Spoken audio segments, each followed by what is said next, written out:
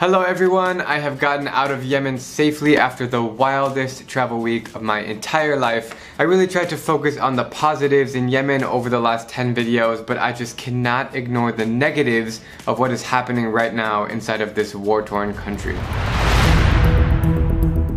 Yemen is the unfortunate victim of being controlled by the influence of first world powers who have taken advantage of their strategic location and natural resources. اللهم إن الحياة شوية صعبة. People are suffering here and some services and accommodation, you know. It's not the 30 million people here who are the problem. They are as humble and as innocent as can be, and they are just trying to live a normal life like me and you. It's the neighboring countries who are screwing them over, and the situation is a lot worse than what you've seen on TV.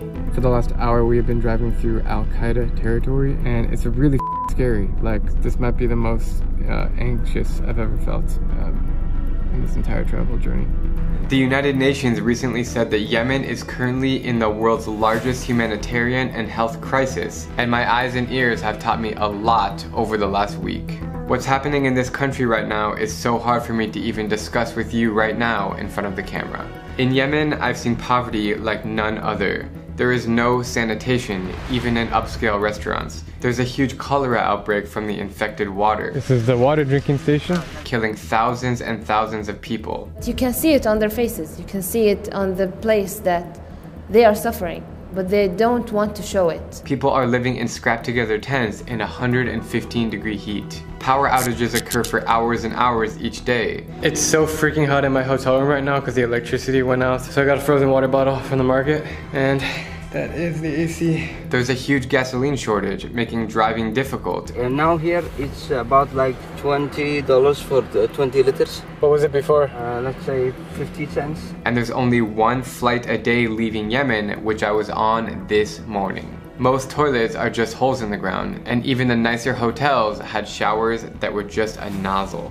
To be quite frank, I don't recommend anyone to visit Yemen right now except for very experienced travelers. It is not comfortable. There is no relaxing. It's essentially the most lawless country in the world. Yeah, there's no laws. You can steal. Nobody cares. It's crazy. You come to Yemen and everything goes. Everything and anything goes. The president has been jailed in Saudi Arabia for years, so there isn't much of a federal government or legislation left. I saw kids as young as 8 years old speeding in a car down the freeway with his eyes just above the steering wheel. Do you drive? Yeah, I drive. A full car? Like a big car? Yeah, big And car. nobody cares? Nobody cares. I saw children even younger carrying knives and guns on them and chewing that addictive plant called khat.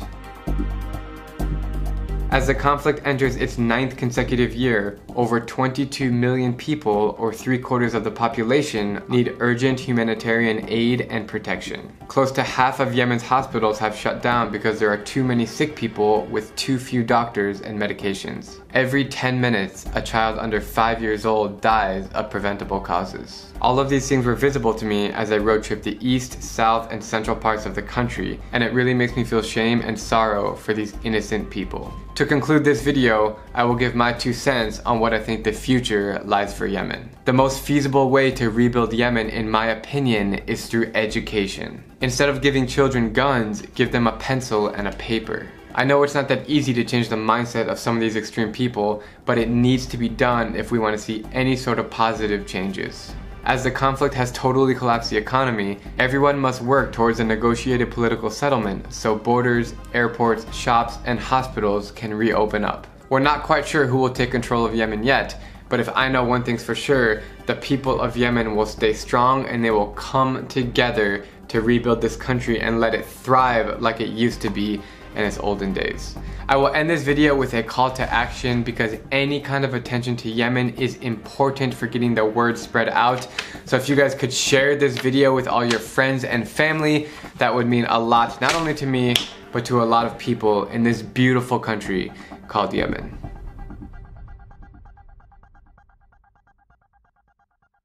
Just want to say thanks again guys for watching my videos in Yemen. I really appreciate it. If you want to see more videos from every single country in the world, just subscribe to my channel. I have 26 more countries, which I'm planning to visit by May 2020.